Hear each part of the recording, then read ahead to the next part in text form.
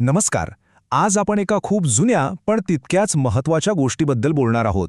ही गोष्ट आहे एका धूर्त कोल्ह्याची, एका हुशार बकरीची आणि त्या दोघांच्या संघर्षातून आपल्याला मिळणाऱ्या आत्मनियंत्रणाच्या एका मोठ्या शिकवणीची. आता प्रश्न हा पडतो की एका साध्या प्राण्यांच्या गोष्टीतून आत्मनियंत्रणासारखी एवढी मोठी गोष्ट कशी काय शिकता येते? चला तर मग हेच समजून घेऊया. तर या कथेचं मूळ आपल्याला सापडतं गौतम बुद्धांच्या शिकवणीमध्ये. असं म्हणतात की त्यांनी ही कथा जेतवन विहारात आपल्या त्या भिक्खूंना सांगितली होती, ज्यांना स्वतःवर ताबा मिळवणं म्हणजे आत्मसंयम ठेवणं खूप अवघड जात होतं. म्हणजे बुद्धांनी जी मूळ समस्या ओळखली होती ती हीच होती की आपल्या इंद्रियांच्या, आपल्या आकर्षणाच्या आहारी जाणं किती धोकादायक ठरू शकतं. त्यांनी हे अगदी स्पष्ट सांगितलं होतं की कुठल्याही गोष्टीचा मोह किंवा आसक्ती ठेवली ना की ते सरळ विनाशाकडेच घेऊन जातं. आणि हा इशारा किती गंभीर होता हे त्यांच्या एका वाक्यावरूनच लक्षात येतं. ते म्हणाले होते, बंधूंनो, इंद्रियांच्या डोळ्याला तापलेल्या लोखंडी सळईने स्पर्श करणे चांगले. विचार करा, किती कठोर शब्द आहेत हे.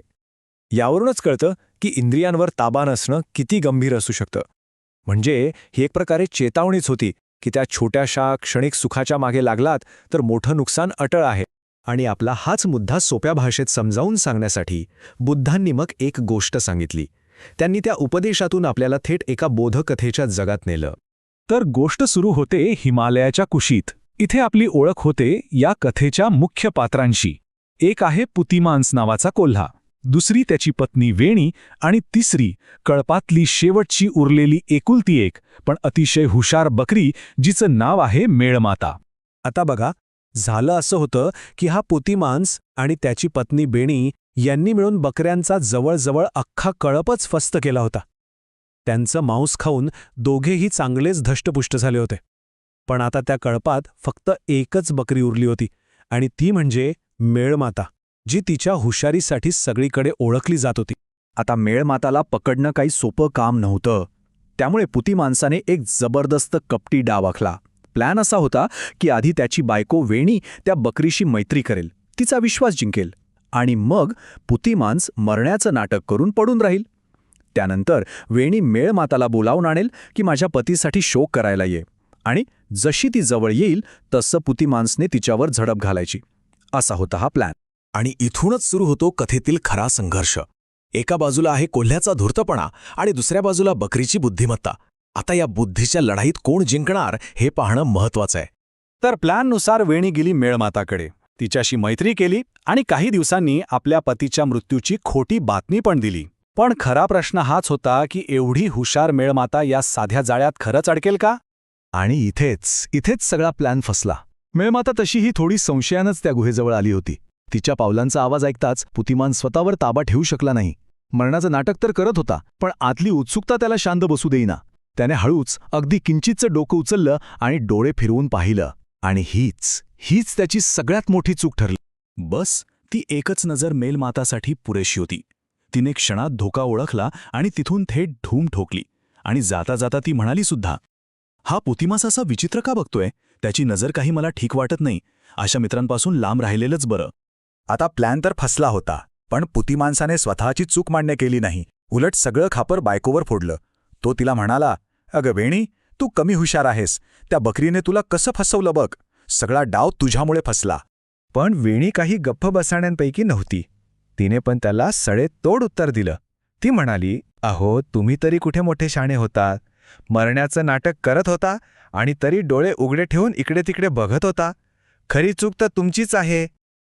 पण हे कोल्हे काही हार मानणारे नव्हते. त्यांनी लगेच दुसरा प्लॅन बनवला. वेणी पुन्हा मेळमाताकडे गेली आणि एक नवीनच गोष्ट सांगितली. म्हणाली, अगं काय सांगू तुला, तू आल्यामुळे एक चमत्कारच झाला. माझा नवरा पुन्हा जिवंत झाला. चल त्याला भेटायला तरी ये आता. आता बघा मेळमाताची हुशारी. तिनं क्षणाचाही विलंब न लावता डाव त्यांच्यावरच उलटवला. ती म्हणाली, अरे वाह, नक्कीच येईन. पण ऐक, मी एकटी नाही येणार. माझ्यासोबत एक मोठा ताफा असेल. तर तू एक काम कर, घरी जाऊन आमच्या सगळ्यांच्या जेवणाची मस्त तयारी करून ठेव. आता वेणीने उत्सुकतेने विचारलं, ताफ्यात कोण कोण असणार आहे? तेव्हा मेळमाताने अशी काही भयानक शिकारी कुत्र्यांची नावं सांगितली. करडे आणि तांबडे कुत्रे, 4 डोळ्यांचा एक कुत्रा, एक जांबूक कुत्रा आणि एवढंच नाही तर तिने सांगितलं की प्रत्येक मुख्य कुत्र्यासोबत 500 कुत्रे असतील, म्हणजे एकूण 2000 कुत्र्यांचा ताफा. काय जबरदस्त युक्ती होती ही. कोल्ह्यांच्याच शिकारी स्वभावाचा वापर त्यांच्याच विरोधात केला. 2000 शिकारी कुत्रे, ही कल्पना ऐकूनच त्या कोल्ह्यांची अक्षरशः गाडण उडाली. त्यांना कळून चुकलं की आता इथे थांबण्यात काही अर्थ नाही, उलट आपला जीव जाईल.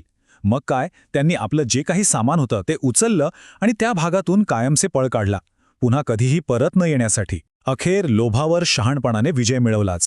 तर ही होती कोल्हा आणि बकरीची गोष्ट. पण आता पुन्हा एकदा आपण बुद्धांच्या शिकवणीकडे येऊया, कारण ही फक्त एक प्राण्यांची गोष्ट नव्हती, याच्या मागे खूप खोल अर्थ दडलेला आहे. हे जे रूपक आहे ते अगदी सरळ आणि स्पष्ट आहे. पुतिमांस कोल्हा म्हणजे काय, तर आपली अनियंत्रित वासना, आपला मोह.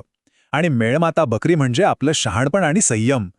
कोल्हा आपल्या आवेगाच्या भरात, मोहाच्या भरात आपल्या मार्गावरून घसरतो, तर बकरी आपल्या संयमामुळेच सुरक्षित राहते. बुद्ध ज्या योग्य क्षेत्राबद्दल बोलले त्याचा अर्थ काय, तर ते म्हणजे एक अशी सजग अवस्था, एक अशी ध्यानाची स्थिती जिथे कुठलाही मोह किंवा मार म्हणजेच वाईट विचार आत शिरूच शकत नाही. जशी मेळमाता आपल्या सुरक्षित जागी राहिल्यामुळे वाचली, तसंच आपणही सजग राहून आपल्या योग्य क्षेत्रात राहून मोहांपासून वाचू शकतो. म्हणजे या संपूर्ण कथेचा सार काय, तर तो अगदी सोपा आहे. त्या कोल्ह्याप्रमाणे जर आपण एका क्षणाच्या मोहाला बळी पडलो, आपल्या उत्सुकतेवर ताबा ठेवू शकलो नाही, तर हातात आलेली मोठी संधी आपण गमावून बसतो. क्षणिक सुखाच्या नादात आपलं मोठं ध्येय आपल्यापासून दूर जातं. आणि म्हणूनच हे वाक्य या कथेचं अगदी अचूक सार सांगतं. जे चुकीच्या वेळी पाहतात त्यांना पुतिमांसाप्रमाणे दुःख भोगावे लागेल.